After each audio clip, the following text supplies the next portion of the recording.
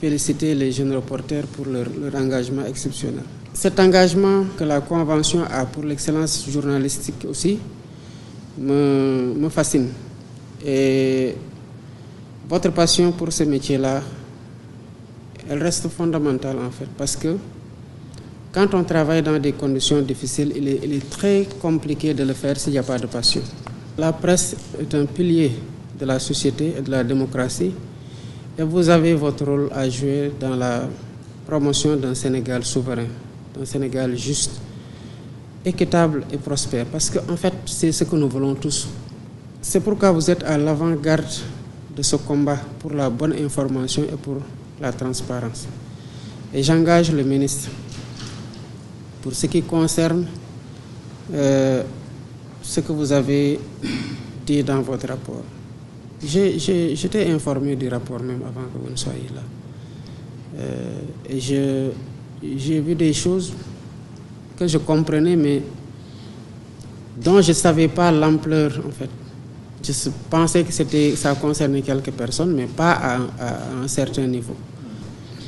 J'ai pu, lors de ma campagne, quoique courte, voir le travail et les conditions dans lesquelles les journalistes ont travaillé. Elles sont très difficiles déjà sur le terrain. Et si c'est sanctionné en plus d'une faible rémunération, d'une précarité du statut du journaliste au niveau même de l'entreprise de presse, et ça devient compliqué de garder une passion à aller travailler dans ces conditions-là quand le minimum n'est pas garanti, tant dans les conditions de la sécurité par des contrats de travail solides et par une bonne rémunération. Et effectivement, tant que les journalistes seront dans cette situation de précarité-là, ils auront moins d'armes pour combattre face à la tentation de certaines puissances, qu'il s'agisse d'intérêts économiques ou d'intérêts politiques, où l'argent peut ne pas être un problème quand il vise un objectif de communication.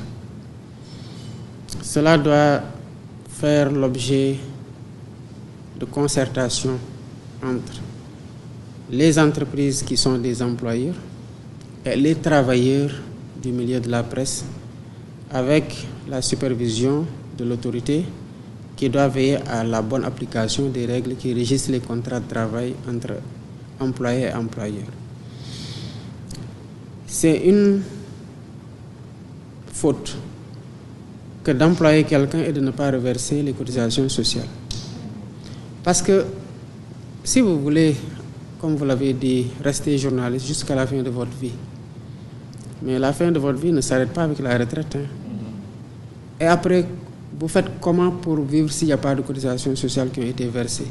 Parce que votre employeur a décidé qu'il avait des problèmes qu'il veut gérer, sur lesquels il ne s'est pas concerté avec vous, qu'il ne va pas cotiser pour vous pour votre retraite sociale. C'est inadmissible et c'est une faute. La loi ne dit pas ça. Votre camarade, votre collègue disait tout à l'heure que la loi est faite pour être appliquée. Je suis totalement en face.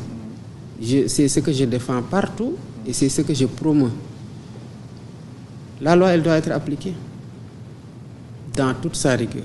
Moi, je ne pense pas qu'une entreprise, quelle qu'elle soit, puisse bâtir son modèle économique sur la base de « Ok, je vais pouvoir injecter des fonds, exploiter, faire du bénéfice, ne pas payer des impôts pour garder plus de bénéfices ou pour régler même les problèmes de l'entreprise. » Un modèle social ne peut pas être bâti sur la base de la fraude fiscale. Ce n'est pas possible.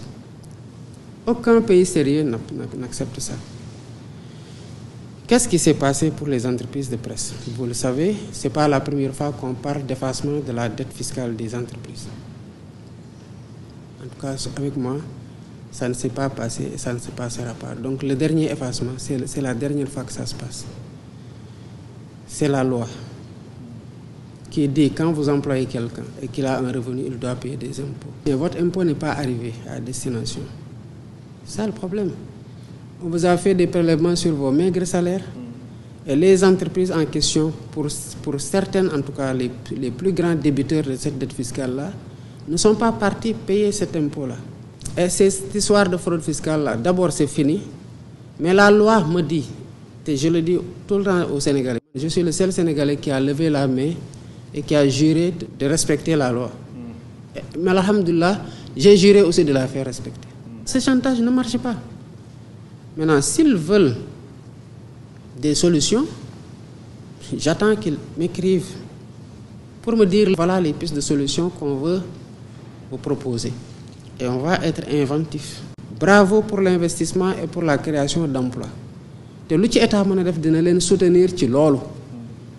Mais quand nag nga dem jël des impôts ci journalistes yi téye ko parce que tàmm nga saa yoo ko defee ñu baal la ko ba y en a qui ont prélevé comme ça sur les journalistes retenus à la source sur salaire, sur des personnes qui ont fait des prestations pour eux, retenues sur 5% versés au tiers, qui l'ont fait sur la TVA. Et la TVA, vous savez lan la. Mais c'est sur la publicité et les annonces. Mais nañ ci jël benn exemple simple. J'ai un parent mu gaañu ma bëgg a dem pour ñu defal ma avis de décès bi ma dem avis de décès c'est pas exonéré de TVA. Entreprise bi ne ma facture avis de décès bi tant lii la format bii la boo jëlee format bi 100 000 TVA 1800 la ma fay loolu fay TVA mu nekk 108 000 ma ne ko mais doo TVA mu ne doo ko dindi mu ne ma déedéet moom ma ko état moo ko moom ma dem ci sama dëj l'entreprise de presse téye loolu pendant que maa ngi ci dëj jusqu'à ce que affaire bi nekk ay milliards et on me dit nañ ko bàyyi au nom de quoi et c'est les mêmes qui vont aller dire non lii amul pourquoi defaruñu yoon bi mais defaruñ ko parce que justement il y a 40 milliards que des gens n'ont pas donné 40 milliards lu mën bëri na. Vous exploitez, on vous donne une concession de service public à travers une licence. On vous dit fay leen redevance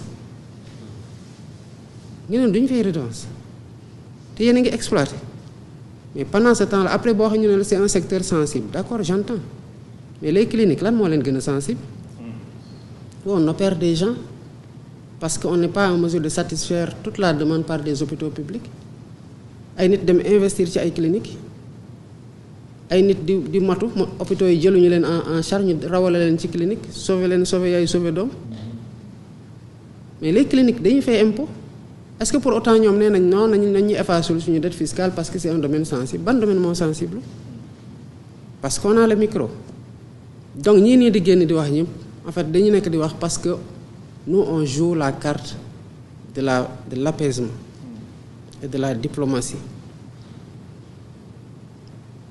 Et certains commencent à abuser parce que yaakaar nañu dañuy génn wax nañu bind man je l'ai dit à qui veut l'entendre personne ne peut me faire chanter pour la bonne et simple raison que je sais pas chanter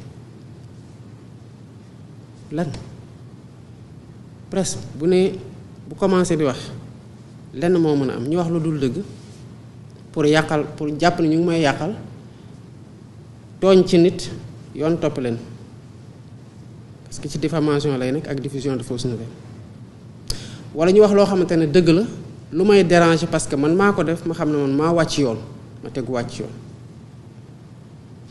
bu dee samay nit lañu ma teg leen ci yoon sant leen ci bu baax nag c'est pour ça que le prix du journalisme d'investigation bu ngeen ko defee man dinañ on y mettra ce qu'il faut pour encourager ce prix-là. Parce que je veux justement que la presse fasse ça. Bu dee loolu mooy liñ may chanteloo mais ils sont en train de faire fi mu leen di xaar justement sortez-moi les scandales ba xool si je vais pas sévir man jublaay ci njublaay góorgóorlu ci jubal lay dox ci jubanti laa taxaw donc képp ku ma ci mën a dimbale ci neem lee da jubul ma xool loolu jubul dama ko ciy sant bu baax a baax qu'il s'appelle journaliste qu'il s'appelle lanceur d'alerte. Pourquoi j'ai fait une loi sur les lanceurs d'alerte? Parce que je veux que les gens me disent ce qui ne marche pas. C'est pas pour les autres, hein. C'est pour aussi ceux qui sont en train de faire des choses avec qui je suis. Donc on ne peut pas me faire chanter par rapport à loolu. C'est pour ça que ça ne marche pas. Mais on me ferait chanter pourquoi? Pour que je reste président. Qu'est-ce qu'on n'a pas dit de nous? Ce qui n'était même pas vrai. Est-ce que ça nous a empêchés d'accéder au pouvoir? Non. Ce qui ne nous a pas empêchés d'accéder au pouvoir ne nous fera pas perdre le pouvoir.